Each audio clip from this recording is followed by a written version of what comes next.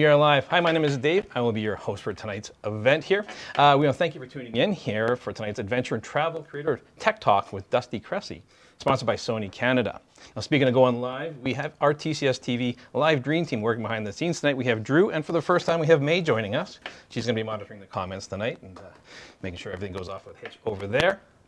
I also want to mention one of our favorite reps is in the chat as well. Anthony Jones is our local rep, and he's a fantastic guy. All kinds of knowledge towards Sony gear, so if you got something specific towards a Sony camera, hit him with that. He likes the hard-hitting questions that are really tough to answer. That's what he tells me every time he comes in. Now, because Anthony's so gracious and helping us out there, we are also having some specials from Sony. So if you're local right now, Sony has an awesome Get Paid to Trade promo.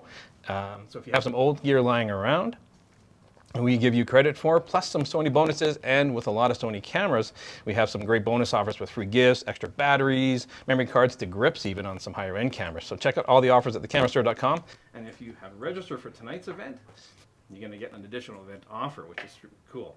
If you didn't register, don't worry, don't fret, don't get too crazy about it, right? You can certainly get in on this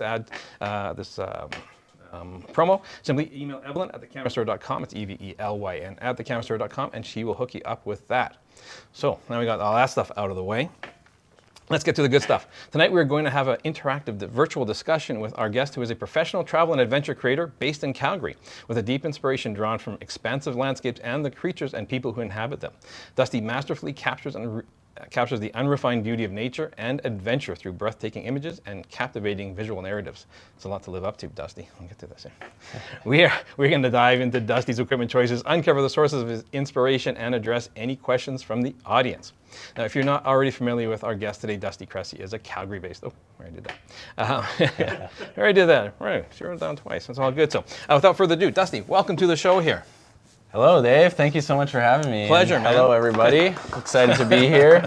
Almost got the epic introduction twice. Epic introduction twice, but you did get the live audience clapping over there. We have Drew and May clapping feverishly 25 to 30 people behind the camera, all watching. So this is very cool. So you are a Sony guy through and through, been shooting all kinds of stuff. Tell us a little bit about you and what's how you got into photography and what are you finding you're loving about it. It's kind of a long story, so I'll try to do it in a reasonable amount of time. But yeah, as they kind of mentioned, it sounds like they beefed up what I sent for my bio a little bit there. But yeah, I love everything outdoor and adventure photography. So a lot of my work entails travel, adventure type stuff. So people out and out those landscapes and on adventures, as well as the wildlife that lives out there. So if you see my Instagram page, you'll pretty much see a mixture of all of those things. What originally got me into video and photography in the beginning, it was freestyle skiing, similar to a lot of people talking about skateboarding edits with their friends. I was making skiing edits, and I actually was a competitive freestyle skier until not too long ago, maybe into my early 20s. Yeah, so that's a huge passion of mine outside of photography, and that's originally what I started picking up a camera for. And then I got into forestry and a whole bunch of stuff, went to college, got that, and worked as a wildfire fighter, but all with the dreams of kind of becoming self-employed, and photography was a great means to do that, especially with the current landscape. Are you telling me you're living the dream right now? Is that what's going on? I would say that, and not for any bragging reasons, but I'm very happy and grateful for the situation that I'm in. But it's been a long journey to get to this point, but I've just slowly started picking up brand work and working with tourism boards and such like that for pro bono at first for free, and then just eventually kind of gaining experience, and I've been able to build up to this point, which is pretty incredible to be here with one of my favorite camera stores, or my favorite camera store. And see what you say there. And chatting about photography that has gotten me a lot of places. So roundabout way of saying that I'm very grateful to be here, and that a camera has been in my hand the whole time. Then you find yourself more of a photographer, more of a videographer, a content creator. I mean, what does your business card say? I've been working on my elevator pitch, but I don't love the term creator, but it seems to be the most suiting thing these days. Reality is that I do about 50% photo and 50% video. I wouldn't say that I like one more than the other. When it comes to commercial or freelance work, it's just like whatever's going to pay the bills, I'll do it, and I'm happy to do both. And in terms of my personal interests, it's like I try to kind of switch back and forth. It's really whatever suits the scenario. I think that video is just going so far with social media these days. So obviously that's a little bit of a pushing factor, but I really do like the different mediums of both photo and video. So that's not the most direct answer of black and white, but I think there's a really good place and time for both. So you probably started off more on the photography side of things? Yeah, absolutely. It's a lot easier to pick up. And then you started just sort of playing around with video and starting getting into it, or just found like you're doing freestyle skiing, so there's a lot of motion involved with that as well? So when I'm talking about skiing videos, what got me interested is like, oh, you're doing a trick and do you want to capture that? It wasn't like at first, oh, I want to artfully do that in video.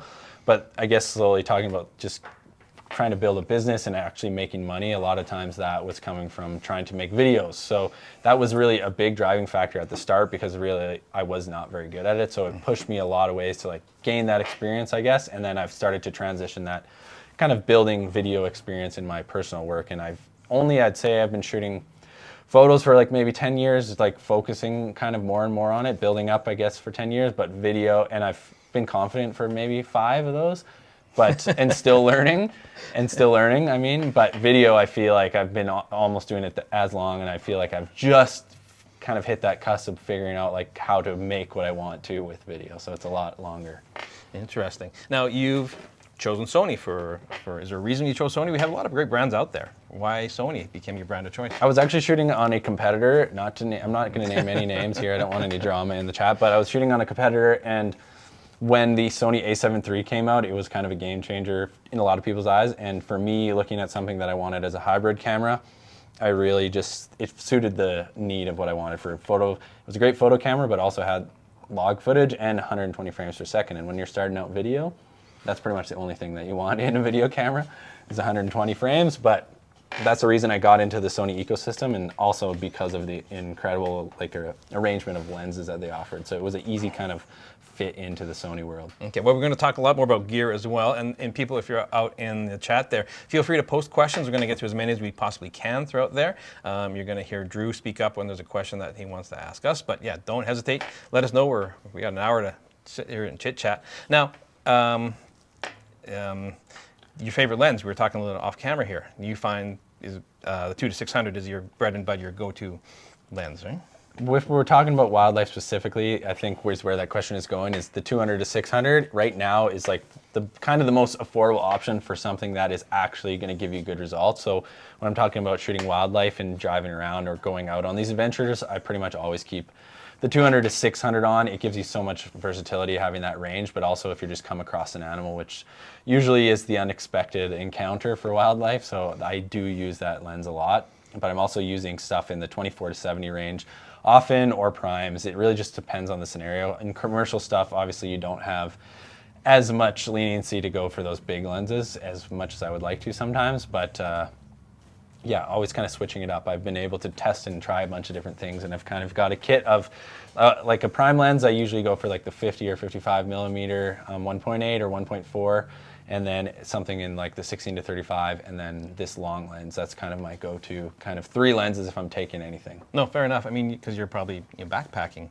from place to place, carrying a lot of gear with you, right? Yeah, some food perhaps. I'm trying to be a bit more minimal these days. I don't often take that big lens out, but it does happen. I even took, we'll get into that later, but I took the 600 millimeter backpacking a while ago, and that was a hefty lift, and I don't think I'm going to do it again. Yeah, they make backpacks specifically for those giant lenses, right? Only one thing you can fit. You can't bring any food. Who needs food when you have a 600 f4, right? That's what Anthony's saying. He's probably shaking his head. Yeah, agreeing to that as well. Now, I mean, take us through a couple of your images here. If you have any, like some of the ones that really stand out in your Instagram. What is your Instagram? My Instagram is dusty.cressey. I'm still trying to get that just clean Dusty tag. So tell the guy to sell it to me or give it to me. I don't know if that's legal, but I would love to get that one. But dusty.cressey. I'm just flipping through here. We'll see if we can pick up a quick one here. We'll start on the landscape side of things. This is a photo from Mormon Row. I recently drove down to Grand Teton National Park. It's a photo that has been taken a million times by people, but I have never got to take this photo. So this one kind of stands out to me. Interesting shot here actually, because I did a vertical panorama so that I was able to shoot at 150 millimeters at f2.8, and I put those into a panorama so that I could save that compression of 150 millimeters and actually get the whole landscape in there. But this one is kind of one of those ones, that one's for me. if you guys see a photo that's been taken a million times, people talk about that and say, don't go and do the same frame, but sometimes you got to do it. This one's one of those kind of iconic shots, and that's the little brief story behind it. Now, are you on the road quite a bit, or are you sort of stationary? I live in Calgary, so I have access to Banff, which you see a majority of the content that I have here is taken around Banff, and I try to travel internationally a couple times a year. Luckily, I've been able to go on some like creator type trips in different areas. Last year, I got to go to Europe for work and things like that, and Mexico actually, which was really, really cool. So I'm trying to mix in some personal trips as well as work trips, and then beyond that, I'm doing a lot of freelance work locally, and then a lot of times I'm just able to take product or whatever I need to create content around for different brands. On the topic of backcountry. Yes. There is our first question from the chat, and that is, what is your go-to backpack for versatility for all of your gear? Sony doesn't make a backpack, unfortunately. Sony does not make a backpack. Yes, so I can say anything that I want, right? Honestly, I'll go into my 2 storage systems. For backcountry, not a lot of people aren't going to like this. There's a lot of good options out of there, but I like a backpacking specific backpack if I'm going camping and hiking and doing photography. So I usually go for like my Gregory backpack that's built for hiking, and then I use whatever camera like carrying case or sleeve comes with the lens. Do you use like the camera cubes? I do use cubes sometimes, but honestly I feel it's not a weight thing, but it takes up too much space and it is inconvenient to grab them in and out. So usually I'll use like the Peak Design capture clip, have my go-to set up on the outside, and then have a big lens kind of accessible in my hiking pack. But in terms of all around best camera bag, in my opinion, is the, it's called the First Light. I can't remember the brand it's by. I'll have to think about that while we're talking about it. But it's a 35 liter. We'll get our crack team on the outside over there. Yeah, they're gonna get it for us. We'll get the information for you there. But it's a 35 liter First Light. It carries a 200 to 600, 2 camera bodies, and like 3 or 4 other lenses, smaller lenses. And for me, that one's been the most sturdy. It has the most depth, and it actually carries well without a waist strap. So interesting. And you're doing like mostly day trips, or do you do like multi-day trips when you're out and about? I probably do anywhere from 1 to 3 backpacking trips that are like 3 to 5 days in the summertime. Tried to do it more. This summer didn't allow for too many, but I did get out to Lake O'Hara where I was talking about carrying that big lens. But yeah, so that's where it's like you have to weigh out the cons, and getting the best camera bag you can doesn't allow you always to carry the backpack and all the food you need for the longer trip. So it's really about figuring out which one is going to suit your needs. And sometimes that's a regular backpack, in my opinion. I always tell people, if you're a photographer and you're backpacking, bring a friend who's not into photography, and they carry all the food, and you just hope you stay friends. So let's look at this shot. This one stood out for me as well when I was looking at your Instagram. This is the Mexican fox. Is that what this one is? Back to the fox. Foxes, I don't know, I have a strange love for foxes. I don't know if it's the color variations they get or what it is. We went up to the Yukon for a automobile project that we're shooting the Northern Lights, which was a really cool opportunity. And I'm always on the lookout. Same with my one of my shooting partners or buddies is one of our favorite subjects. And so we were out in almost to Alaska. We were driving from Whitehorse 3 or 4 hours, and then we're almost going into Alaska at this point, going through this incredible pass, which I can show you the place actually after. And we saw this, what they call a cross fox. It's actually a red fox. It's the same as the red foxes that you see all around North America, but they get different color variations, and there's like 7 or 8 or even more different color variations. But this one was one of the most unique that I've pretty much ever seen. And honestly, this was a very difficult photo to get. We'll flip through here, yeah. You can see him running through the snow there. It's pretty easy to pick them out, but he can just whip across the snow, so he gets away really quickly. But for some reason, the foxes in this area are kind of curious. Maybe it's because people are feeding them when they're not supposed to be, but like they're definitely hesitant. So he was chasing some ptarmigan, little birds, around the snow, and he came pretty close, but just because he was moving around so much and there's snow blowing around, it was really difficult to get sharp images of this guy. You can see him there. That's probably at 600 millimeters with like a 50% or like 100% crop. Really? Yes. So really far away. And he did get us this opportunity to get this shot, but we'll zoom in here just to be honest. This is on Instagram, but it wasn't as clean as I would like to, but just the color variation and everything like that, and that stare down really, to me, still makes a strong image, and it was, I don't know.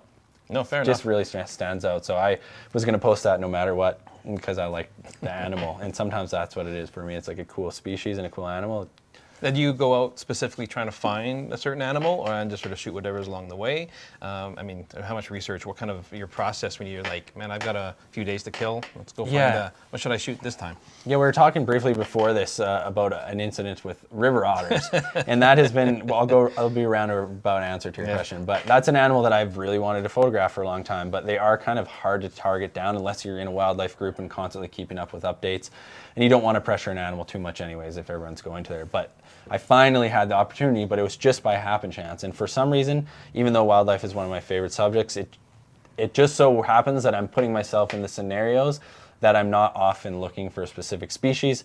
I try to educate myself on what might be around so that I can look out for those signs. And like, I just did a presentation about wildlife photography specifically, and I think that's one of the most important things is kind of knowing your subjects.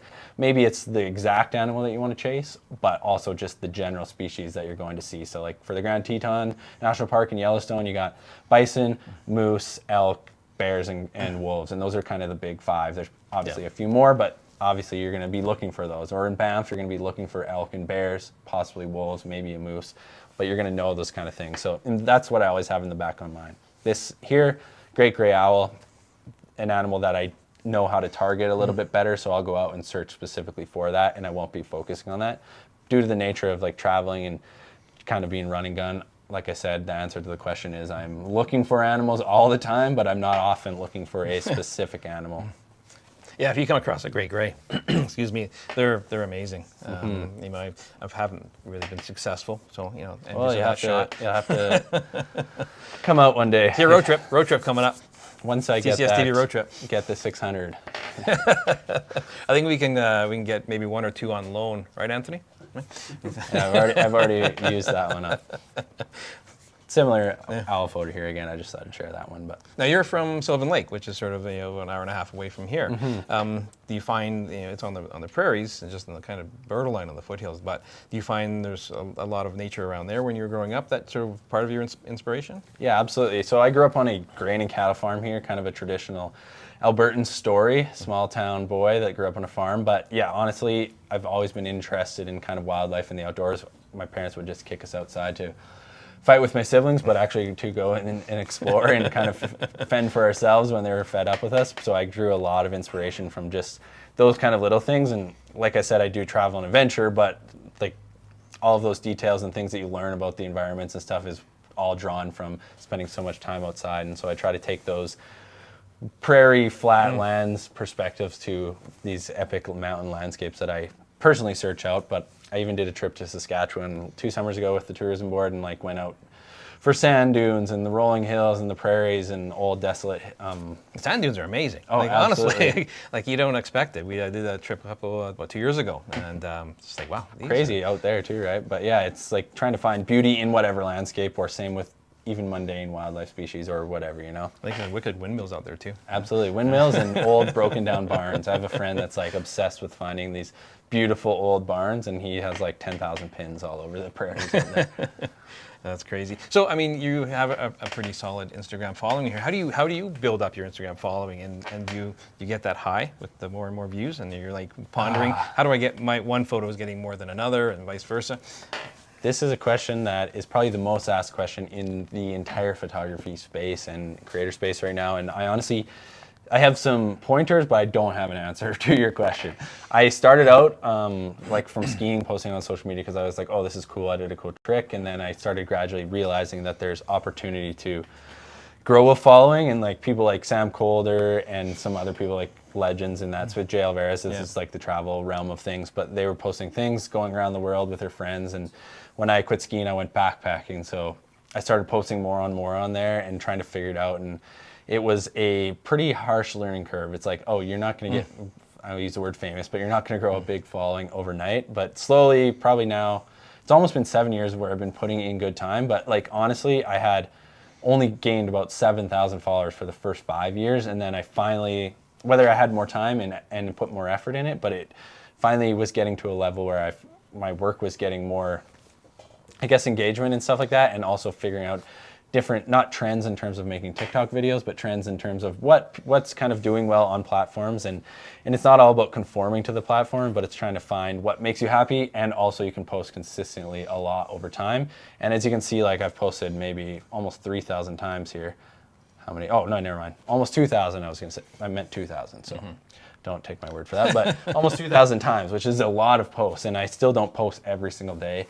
And that has been over, yeah, like I said, 7 years. So it's like a consistent effort over time and finding the way that you can show your work best on the medium. Social media isn't always going to reward everybody's work or every piece of work, so you have to realize that and take it with a grain of salt. I mean, that's it. Do you need a large following to be considered like a successful content creator? Yeah. Does the bigger the numbers you have help you marketing yourself to different companies who will pay? Right? Is that part of your marketing? Right? Is like, look at my Absolutely. following. So I was trying to get into that with the other thing, is like social media is not everything. You can be some of the best artists in the world are not even known probably, and a lot of my friends who are some of the creators that I look up to don't even use social media, and they have very successful careers. To me at the time, and just seeing what other people are doing, it was like a dream of mine to be able to work with brands and do social media campaigns. So that was my personal goal. Not everyone's personal goal is going to be that, so you have to align social media and what that can do for you with what your personal goal, and maybe those don't align. So I don't think social media is necessary. For me, it's been worth the effort because I've been able to partner with brands that really align with me and also get paid to create work. So like even this content, if you can switch over there, even this type of piece here, you can't see it that well, is a piece that I did for GMC that is going to be used for their ads on a national level. So it's been really cool to work with a company that I got to drive for my entire life, and then now to be able to create content for them because of social media is the only way that they found me. So for the stuff that I want to do, I feel like it was definitely a beneficial effort to a reward. See, now we're going to all the Ford comments are going to be coming in. Don't come at me. On the topic of buying new stuff, though, not specifically cars. Yeah. We have a comment asking if you were to buy a new kit for wildlife, i.e. birds in flight, what would your current wish list be? If we're going with no budget at all, I got it right no here. budget. He does have. We were already talking about this. There's no budget. This is going to be the Sony. Oh, this is the A7R5, but this is the A9 III as well, probably. I got this. We got one. both There you of go. them here. Yeah, there you go. These are probably kit. So A7R5, we've got a higher megapixel camera, and then we have the A7 or A9 III, incredible speed. So me personally, I would probably go for the speed in the bird situation with the 600 or 400 millimeter lens, 2.8 or f4. Yeah. And purely depending on your needs. The A9 III, incredible, shoots up to 120 frames per second in just photo mode. So you're going to get incredible high action things. Now, have you had a chance to shoot with the A9 III very Not much? in the field, Not actually, just in the shop. So like I've seen videos of those shutters, but yeah, in regards to that question, that would probably be the setup. If I had no budget, definitely going that way. What would you, Cherry? You're not doing the A1? Not going A1? I've been using it, and I need a flippy screen, I realized. And nothing against the A1, incredible images and pretty fast camera as well, too. But Well, I have to admit, I mean, we've watched the evolution of cameras over the years, and all brands, and I do like the flippy screen as well, but I really like what Sony has done here, because I can flip it around, but I can also tilt it straight up and down, right? Which I find really nice and valuable. If I'm trying to keep that screen dead center of the lens, I certainly can, but I can flip it around and still make use of it at odd angles if I'm working in a strange place. So Sony's got a really good design when it comes to some of their cameras and the flippy screen on the back. But yeah, now how do you find, like, resolution? We talked about, you know, the R series. 60 megapixel in the A7R is really, really impressive. Do you find, as a wildlife side of things, the resolution is what's really, you know, driving you to certain bodies more than other things, or are you okay with the 33 megapixel resolution on the A7 IV? First off, I want to say to everybody is the best camera is the camera that you have. So we're talking about some kind of the top tier of cameras here, but answering the real question is, when I'm coming to any type of images, I've been shooting on the Sony A7 IV, which is my main workhorse for both photo and video, and it's a 33 megapixel camera. And coming from a 24 megapixel A7 III, just having that extra almost 15 megapixels or something like that, I'm able to crop in quite significantly more. And almost every image that you're going to see on my page here, for wildlife anyways, has that. So if I had the opportunity to have a solely focused camera for wildlife, I probably would go for a higher megapixel camera for a lot of scenarios. just because you have that like croppability, and you can probably crop in 300 or 400%, honestly, if you're really getting down to it, with 60 megapixels and still be completely fine. It's crazy. Now, have you found, as you've grown as a content creator and a photographer, videographer, how much the lens matters compared to the body? Yeah, I remember. Would you take an A7 III with the latest lens, or would you take an A7R5 with a lesser lens? I would definitely take an A7 III with the lens. I remember getting that first like nifty 50 back when I had like a Canon T1i, like one of the first Rebels. Yeah. And when I had that 1.8, and not that it's all about blowing out your background and using low apertures, but just like the look that prime gives you, or any of these lenses on the table, spending the money. Not always, I guess a nifty 50 is fairly affordable, but to me the lens does do a lot, and that's why I've amassed I have 7 or 8 lenses now in total, and they all have a specific use, even though some of them kind of cross over the same focal lengths. They're a little bit different, or different versatility, bigger size, whatever. Well, because you do some lifestyle shooting as well, so it's not all about the big telephoto trying to bring in wildlife. Do you have sort of 2 go-to kits that you kind of go for?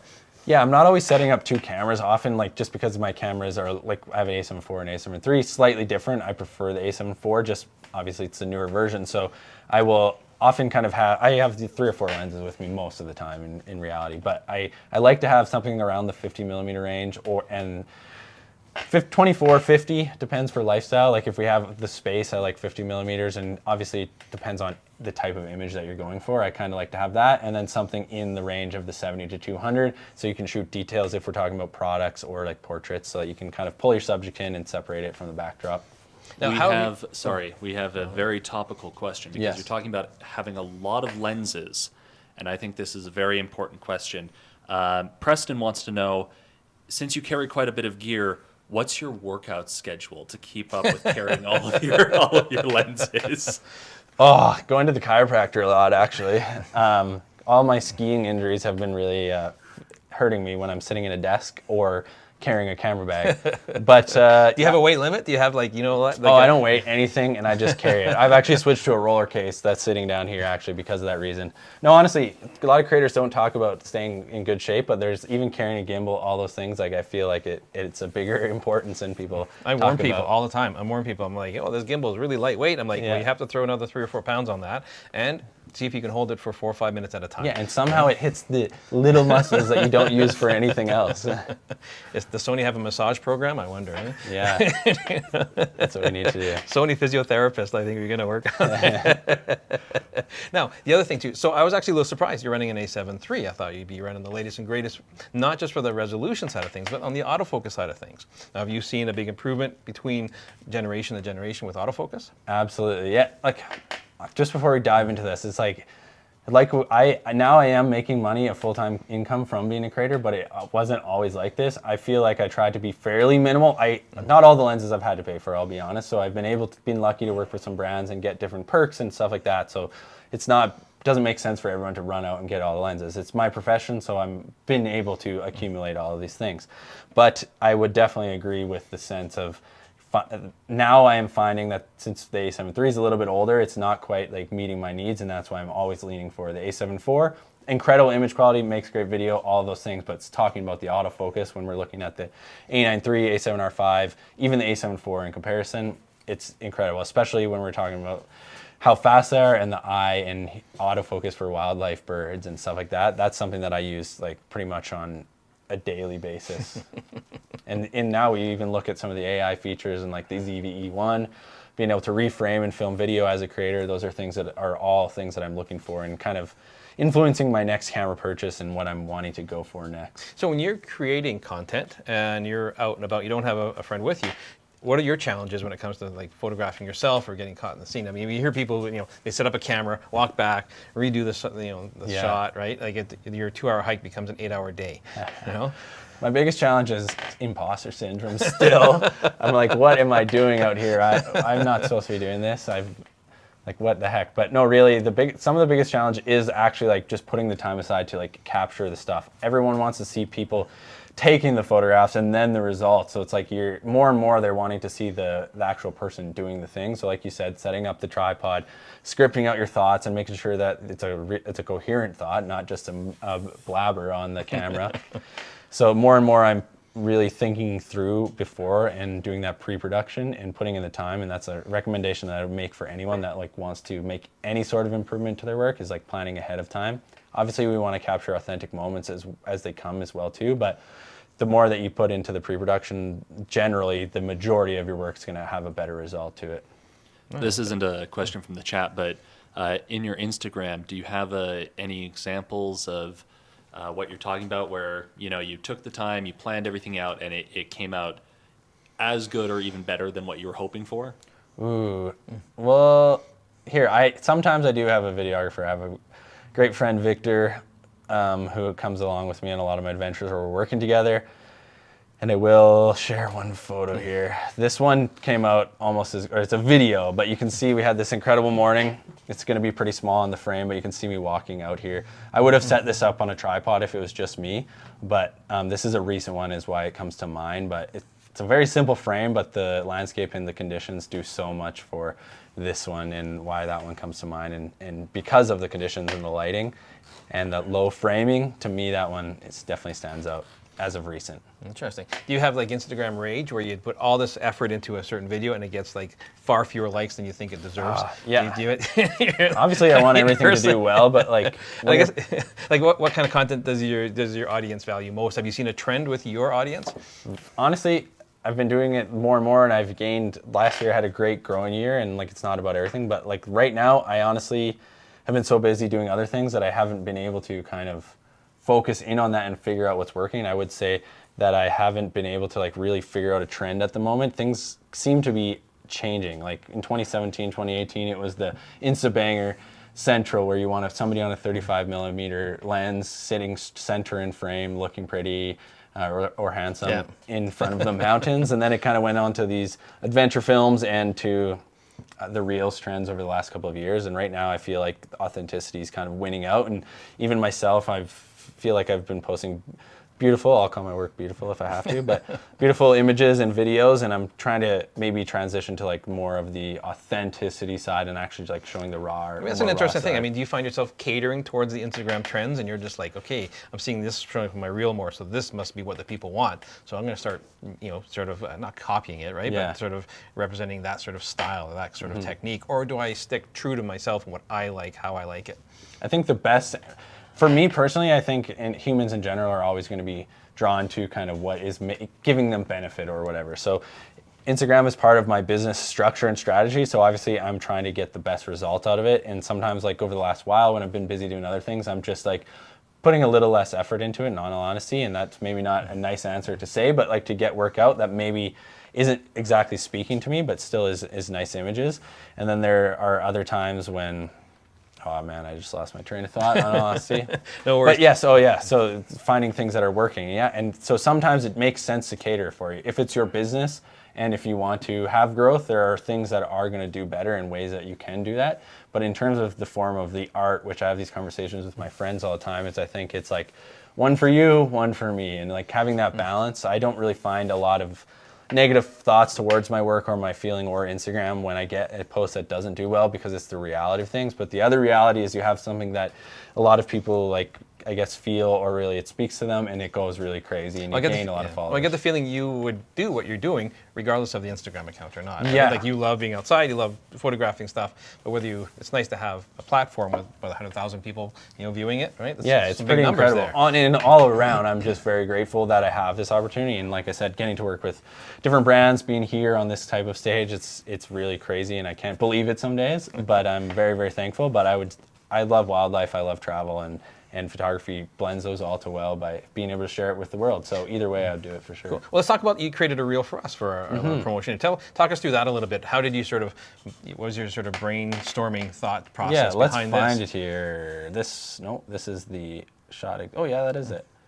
So if we put it on camera here, so the first shot, which we can talk through, it's going to flip by, but it's a POV shot of me flipping through a couple different scenes, and I thought of that shot basically. I'll switch it right now before we go to the video because you can see the setup here. Yeah. So basically what I did was I really wanted something that's kind of eye-catching and going to hook the audience. Hooks are a term that people say to like get people engaged right off the bat, but I wanted something visually to show that. And I was doing a video about Sony with the camera shop.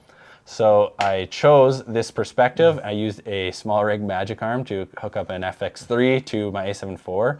With this perspective, I had a close focusing distance. I was able to focus on the Sony logo and pull it out of my bag as if I was grabbing my camera. So the viewer has the perspective of basically being on the camera, firsthand experience. So that's the way that I kind of come up with that concept, something to like grab the attention.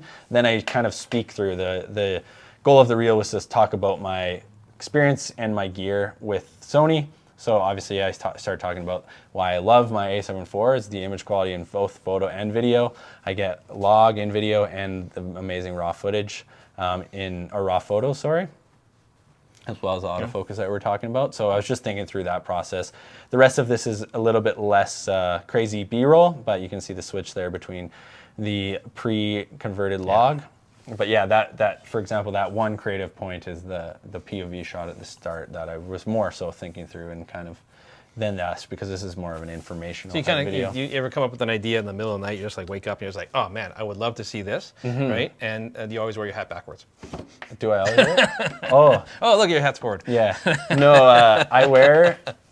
I have a note. I use Google Keep actually just so I can get it on all my platforms, because I have a PC, so I can't open my Apple Notes on there, but I have a note thing and I just like write what scribbles of whatever it is to like get a thought. And sometimes that is enough that when I start working on the project the next morning, after having a midnight thought or after shower thought, I'm able to like go back to that mind or state and kind of like keep working on it.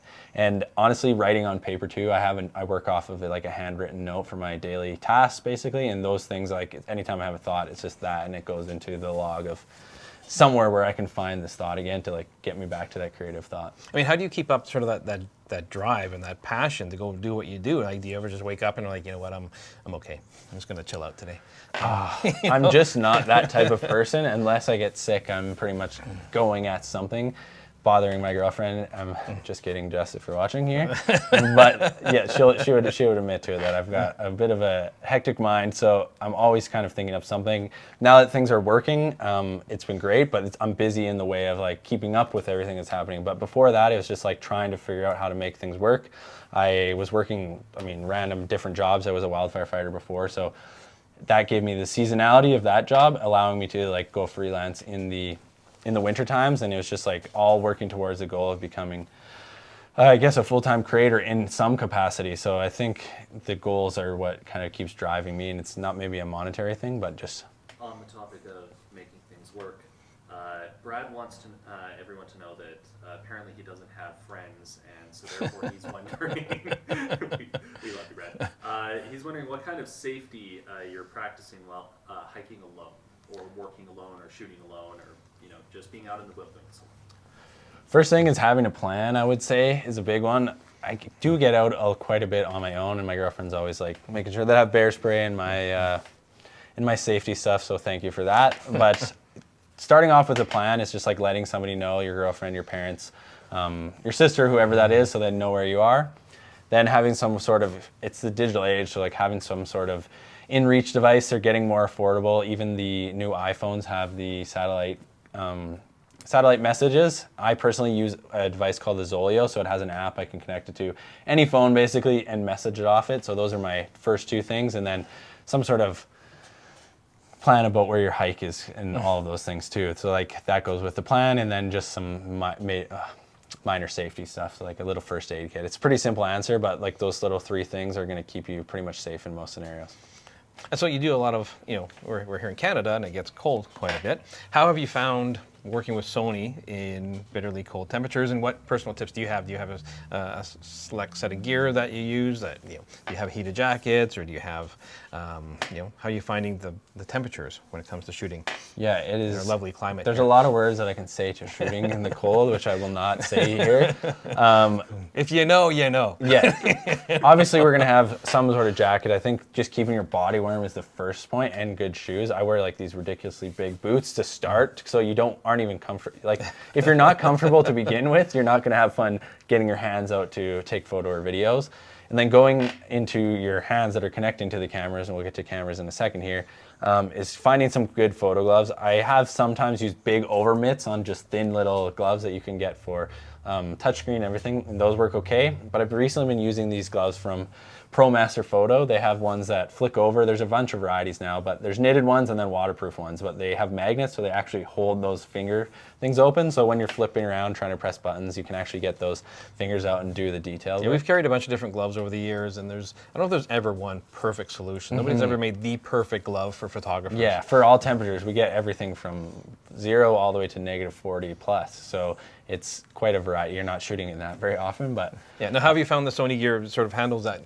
Yeah. So getting into the cameras, I have never ran into an issue with the Sony gear. I actually, this is a bad story. I left my camera on my truck in a 20 below night. I grabbed it, started it. It didn't even kill the battery. I opened the screen and it was still on, completely fine. So that was a personal error on my part. But shooting Northern Lights in the Yukon, shooting here in like middle of winter, shooting tripods and time lapses over like prolonged periods. Even with what cold can do to batteries, I haven't run into a problem. Sometimes you're going to have issues with going in and out, just cameras in general, between hot and cold areas. But other than that, I honestly have no complaints just to how they're working. I've had a great experience in all conditions, from heat. I have been very lucky. Yeah, heat all the way to negative infinity. So negative infinity. Yeah, we've all been there. So you started doing photography, and you went. Can you tell us a little bit about your workflow with photography, and then how you've had to transition over to video, right? Which is a whole nother beast. So the workflow keeps getting crazier and crazier because of how big some of the files are getting these days. So you always have to have storage. But basically, we'll just talk about going out for a personal shoot day that maybe me and a friend are going to maybe find some wildlife or shoot some landscapes. Often I'll try to plan a sunrise or a sunset so that we get some good light. And then if we come across an animal or something, we'll probably spend most of our time doing that. But usually there's some sort of objective, whether it's like finding elk in Canmore, or if we don't find elk, our fallback plan would maybe be shooting the sunrise at the Three Sisters or at the pond.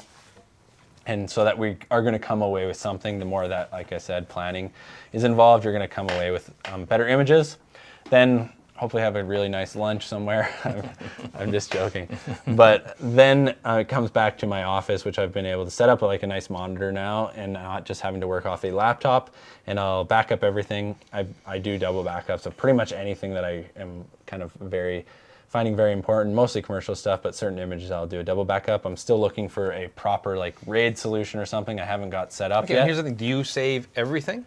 Yeah. Or do you call and delete a bunch of stuff? Yeah, the stuff that's sort of garbage, right? I just was reading about something like on social media about today about how people are arguing about what they do. I keep absolutely everything, and I keep almost at least one copy of everything. I don't delete anything really, except for if it's a card that it was just the shutter was left on and it was pressed, hitting like a black photo. So that's pretty much all I delete. So even like out-of-focus shots of wildlife, everything, keep everything. I pretty much keep everything. To me, it's not worth the time to do that in my workflow, because I, for example, have photos from when I was backpacking through Southeast Asia. I came back to a series of photos that I was like, these are good photos. The ones I edited are bad photos, and there's so many good ones here. Like, what was I thinking? And I don't like having that experience. So if I come back to it in 3 or 4 years and I'm like, oh, I wish I didn't delete all these, or video clips that I might not have never used at this time, different mind space, I prefer to have that possibility in the future. Okay. Now, when you got into video, I mean, what are some of the pros and cons of shooting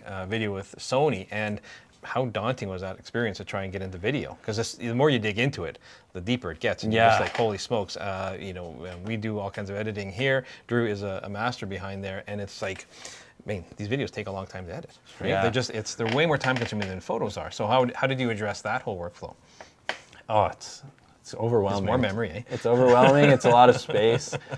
But I honestly think the biggest thing to remember is just like starting out simple. It's like you don't have to start filming in log right away. And like when you are shooting photos or shooting raw, you want like that versatility of shooting and getting the colors and everything in the dynamic range, but being able to start with video and making it simpler yourself, smaller files that are easier to work on if your computer's not powerful enough, for etc.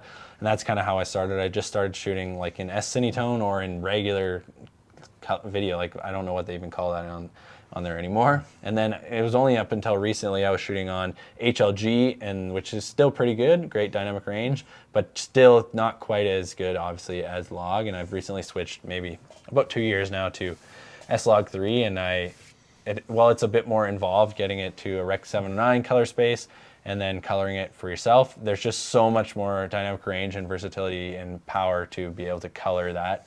And so looking at the images and video here, I'm trying to keep a consistent look between my photos and my videos. So this gives me the power now that I've kind of graduated up and learned the different ranks to like figure that out. But it's definitely a lot more of a learning curve, and like YouTube is my university for sure. Yeah, you're not alone in that. Now, did you find like color grading? That's like a science unto itself. Is there any tips or tricks that you've discovered along the way that make your workflow a little easier on that aspect? I think there's what we call color grading is oftentimes a lot more simple than what everyone expects. So like people on the outside that aren't color grading think it's this crazy thing, and you can go to the extent like people do in the movies, but realistically it doesn't have to be intense. You can just convert it and make it simple if you want to. That's something that I don't know why everyone, myself included, thinks that you have to be an expert color scientist to like start doing that.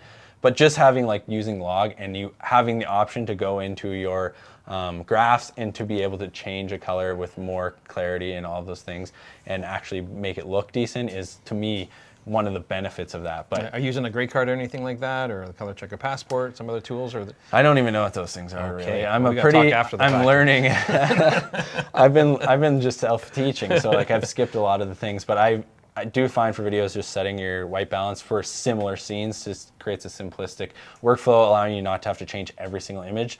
And honestly, when I'm just out shooting like for a YouTube video or for Instagram stuff, it's like whatever happens sometimes, and like you're running and moving really fast. So some of those things aren't as easy to do. But I'm a make it work kind of person. You're going to learn as you go, and video is one of those things that I'm still really learning a lot about myself. Totally. Now, is there the perfect video rig for you? Do you find there's a go-to lens that you always go to when it comes to video? If you're shooting more lifestyle kind of stuff. Really, yeah, lifestyle. Like, I mean, it's going to either be like a 16-35 or a 24-70.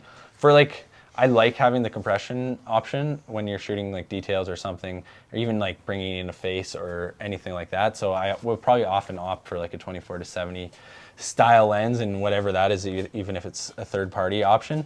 Being able to have a zoom on video is really nice too. I do love a prime just for that nice depth, but having the versatility in the zoom is nice. I also put a cage on it. We can see my camera here. I don't have the handles and everything. I just use a small rig cage. This is for safety a little bit too. You just gotta tell people it's a bit like a little roll cage for your camera. It is a little roll cage, and then I've used the top handle and one side handle here on the left just so I have it. But oftentimes I'm still using a bare camera just for like weight reduction, all of those things, and you can still do a lot with that. I also use a gimbal once in a while, and then a tripod. More and more I'm using locked off shots. And can you just raise the camera one more time? Yep. Yeah. Show that cage. He's showing the cage here. Oh, yeah. You know, small rig makes a fantastic line of products, and there's so many accessories to it.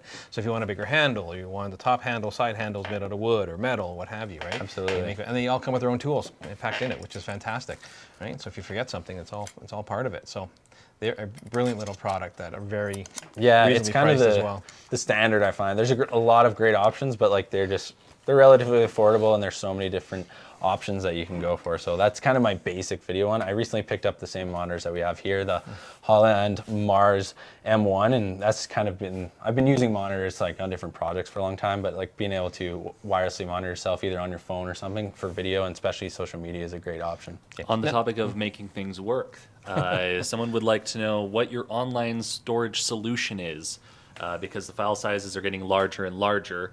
I believe you answered to their second question, which was how long you keep your work, which is forever, which is the correct answer. Never delete anything. Oh, yeah. Lord knows 3 months later, you're going to need that one specific 1 second segment from that one video one time. You never know. You never know. Yeah. How many times do you say that? You never know. You never I might know. use it. My online storage solution. So I pretty much only use my online storage either for a second backup if I'm like traveling, so I don't have to have 2 hard drives, which isn't ideal always, or for delivery. So I use Dropbox, and that is kind of my best option. Talking about like a online RAID or NAS system is kind of the next step, so that I have a bigger storage solution, which would technically be online, so I have access to that. But other than that, I mean, I do use like Apple Photos, which is great for my personal stuff on my phone, but yeah, Google Drive even, but also Dropbox has been kind of the standard I found between client delivery and also like being able to send files to my friends and coworkers. Excellent. Now, you recently had a chance to use the gorgeous 600mm lens, the 600 f4 from Sony. Yeah, I thought I was getting one today. Well, yeah, we do what we can for you. Yeah. See if Anthony can work it for you there. But you had a chance to shoot with it, and I've had a chance to play with it when it first came out as well. And it's a fantastic lens. What was your experience with it? And kind of guide us through your experience of. Was that your first like G-series prime lens that you worked with? Yeah, that was my first big prime. It's been something that I have been looking at online for a long time. G-Master. Yeah, I've watched, I think one of your guys' videos is one of the first ones that's about that 600 and the converters. And I remember watching that, what is it, 4 or 5 years ago now when the 600 came out. And I've been wanting to try that since then. Obviously, for most people, and myself included, it's out of the price range, so I haven't even got their hands on it. But I shoot on the 200 to 600, which is a great lens, sharp, all of these things. But there's nothing that compares to the 600. I haven't used the 400. I'll pull up a photo here while we're chatting. And just incredible lens, like hand holding a 600, which is an absolute beast. But being able to even get a lower shutter speed for the and still getting sharper images than some of the other options that I've used. Not that the lenses are bad, but it's just like so incredibly sharp. And it comes with the price tag too. So we have a little elk here. You can see the depth that you get at 600 millimeters and just like this ridiculous sharpness. This is on Instagram, so you can't really get the full. No, the separation from a 400 2.8 or 600 f4, it's phenomenal. But yeah, it comes at a financial cost. Yeah. Certainly. Now, you did something interesting, which a lot of people don't do, is shot video with the 600mm lens. What are the challenges with that? Because you can't just snap one shot, right? It's like several shots put together. Yeah, exactly. So, well, I'll see. This is not the best example because I'm hand holding it here. And obviously, I'm trying to get that hook with talking about how ridiculously expensive this lens is. Not ridiculous, but it's for a good cause, I guess. But I've been using not ridiculous, but it's for a good reason because it's an incredible piece of glass. But a video tripod is pretty much imperative. You can handheld stuff, but unless you're shooting slow motion, I don't really think that the video is going to, which is 60 on the tripod here, but it's going to be really hard to kind of get stable, nice, long held clips. And as you can see, like it's locked off here, and yeah, you get all the benefits of the photos, but in motion picture, which is incredible to me. And that's something that is kind of pushing me to purchase one because it's just such a unique look, and it's so sharp that I really want to incorporate that into my travel films. And depending on what animals you're really interested in, like the fox, for instance, right? They're quite elusive, and you just don't really get close to them. So the bigger the prime lens that you have certainly can make or break a lot of shots. Yeah. Certainly like that. Now, have you had any real memorable encounters with wildlife, both good and bad, and potentially scary? Yeah, I have. I got asked this the other day on a presentation about wildlife, but I have put so much time into learning and loving wildlife that I obviously can get surprised and scared, but I really try to be not only ethical towards my wildlife, but like putting myself in safe situations where the animal can be itself and also that. So I pride myself in not having too many encounters that are, like I would say, scary. Some animals you can get closer to, some you can't, and I'm sure that I'll have one day where I'll get a little bit of a scare, but I'm lucky to say that I haven't been scared. But I'm not going to be able to scroll back because it's way too far back, but one story that I can share about is the pumas in Patagonia. Oh, wow. It was before I really got good at photography, I would say. I was still in the learning phases, and I only had a 70 to 300 G lens, which was a great lens option from Sony. But I knew that the pumas were there. You see them on National Geographic, all those things. And then I did a bit of research. It was just as I was getting onto social media, and I met a biologist from the area, and he kind of gave me a few pointers to where I can go and see them that weren't on private land, but in the national park and accessible. And we rented a car specifically for this mission. We'd just been hiking for like 5 days, and we went back to town and got the car and went back to the park. And like within half an hour, we saw a puma, and like already at my days made, it was like a 500 to a... Because they're normally very tough to find. Especially in North America, it's such an unusual thing, but I don't know the numbers, but there's a large population that live in this area of Patagonia and Torres del Paine, and they're safe to be around relatively. You can get up close. Like I'll tell you the rest of the story. And so we seen one really, really far away. Didn't really get photos of it that were worth anything, but I still, like, I would have been satisfied. I saw the animal and it was really cool to observe it from a long ways away. But then after dinner, we had made dinner on the side of the road, and then we kept driving this stretch because he said, yeah, just drive it up until dusk. And then eventually this only sole car we saw in like the last hour flashed its lights at us and pointed in the ditch, and there was alone, like from my understanding, a young female cat, maybe like 1 to 2 years old. So she was pretty small and just kind of cruising on the ditch. And we were able to drive maybe 200 meters up the road and get out like it's acceptable there, and the animals are comfortable and they're safe. They don't really, or there's no recorded attacks. So this is an acceptable practice, and we gave it a lot of space, and I was able to get into a position where the animal had a long ways to go around me. But I'm sitting in the ditch and my girlfriend's sitting in the car because she was she had made her choice. Anyways, I'm up in the ditch and she's like, what are you doing? And as we would feel, because pumas are quite scary, or cougars here in Alberta, they're scary and we don't see them very often. But it came within maybe 15 feet of me and just like slowly meandered, didn't really pay any attention to me, and I was able to photograph it through this experience. And then the one image that I would say is quite memorable from that is it sitting up on the ridge in the stars are behind it. So that was a very cool image that I wish I could share right now, but it would not work out.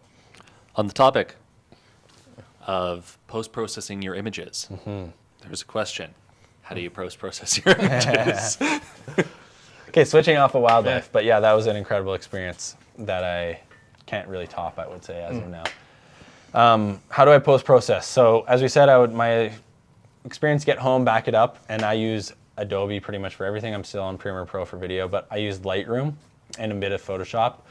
But I have a bit of a workflow where I don't delete anything, but I do select. So I'll go through and make all my selects of what I want to import, just so my Lightroom's not extremely cluttered. It helps me find things. Still cluttered though.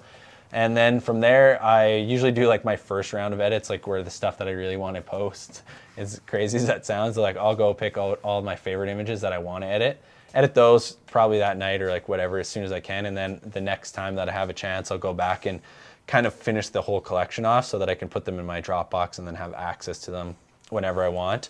In terms of actual editing, I have a great video on my YouTube channel that works for landscape specifically, but it's 45 minutes.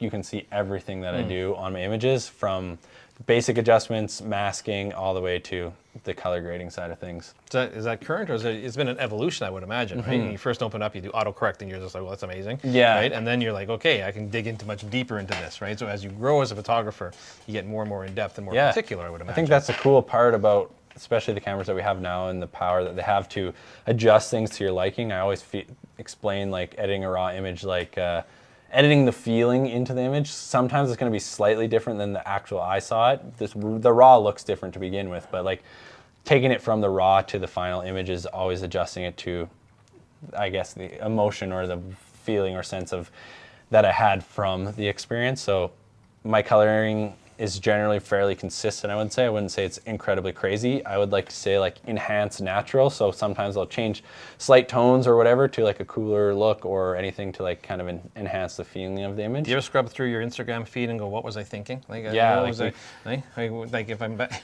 you know. This is not very far back here, like maybe. I would say like the last 2 years I've been fairly happy with the way that I'm editing, and it's been fairly consistent. But if we keep going back here, it's like what the heck? That's okay. What the heck am I doing? But yeah, this is starting to get back here. You can see that my colors are all way more muted. I would say that it's even more natural looking now. But yeah, you can see through the winter here, there's not much color in pretty much. This is like, it's still blue, but it's not very, very, very vibrant. Even this yellow jacket here, like that's pretty subdued. So like that's, maybe it was a 2-year phase of mine. I would still say it was like natural looking, but it was a different look for sure compared to, I would say, a bit more contrasty, darker shadows, stuff like this here. You can see a little bit more color and punch to it, but always adjusting to the scenario. I'm also taking on a little bit more like for softness in certain places. You can see the mist and not like worrying about being, obviously you want a sharp image, but like looking for those complete super contrasty sharpness, you know. No worries, no worries. Well, we're getting close to the hour here. What kind of tips and technique or tips would you give people who really want to like get into doing what you're doing? They want to like live the dream that you're living right now. I mean, you're living a lot of our dreams, right? You're out there shooting all kinds of exotic stuff. You know, no day job, not behind a desk until late at night when there's no light, or we spend copious hours in front of a monitor editing photos. Yeah, that's 3 weeks. 3 weeks in front of a monitor I've been at right now. Honestly, I think. Is taking a realistic, not invoice, but inventory of what your goals are with it. If you want to just grow an Instagram following and don't know why, it's probably not a very good reason to grow an Instagram following. But if you have a little bit of a plan, you start learning a bit about the business side, all those things, and evaluate what you actually want to get out of it. I think that's the most important step. And then the next most important step is actually doing the things. I talk about this a lot of with friends or people that are just starting out. It's like, they have learned everything they can learn. They've taken all the courses and they've done watched every YouTube video and on YouTube. Yeah. And they're not actually getting out, whether it's to take photographs and improve their skill set, or it's to like make those business connections, or actually like sending pitches or trying to get in front of people that maybe actually could turn into a paid job. And I think those two things combined, or like it's simple as that is going to make the biggest difference. I started out in the same position that pretty much any beginner in anything was. I had no experience being a photographer, let alone doing business, but through trial and error and showing consistent actions over time, it really will add up. And that's going to be different for everyone. So like I'd say it's better for me to say those broad level strokes than going into detail of exactly what I do. But I think if it's Instagram or wanting to work with brands, is like just start making those connections, show up authentically to yourself, and actually work towards your goals, not what somebody else's goals are saying you should do. Interesting. Now, when you find yourself working with GMC, for instance, right, it's a little more lucrative than what your Instagram posts are going to be. Making. Do you find yourself, your direction is changing a little bit? You're looking more for those commercial gigs that's influencing you a little bit more because it's just a little bit more lucrative to work with? Not saying you're selling out, but it's just we need to make a living. Yeah, absolutely. I do need to make a living. And I found that for myself, doing a mixture of freelance and social media has been the way that I can make it most lucrative for myself at the moment.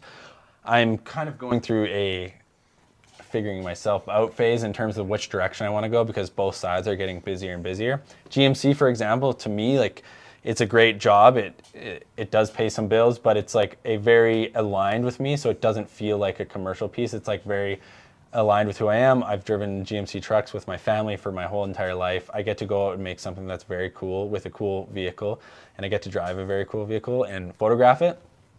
So to me, that kind of fills my cup creatively and also helps me continue doing what I'm doing. So like some of those things are kind of on that blurred line of the in-between of those things. Whereas some freelance jobs, which do pay the bills, might not be as inspiring, but also realistically are what I need to do sometimes to continue on this journey. We have a couple of last minute questions from the chat, so we're just going to rapid fire through these.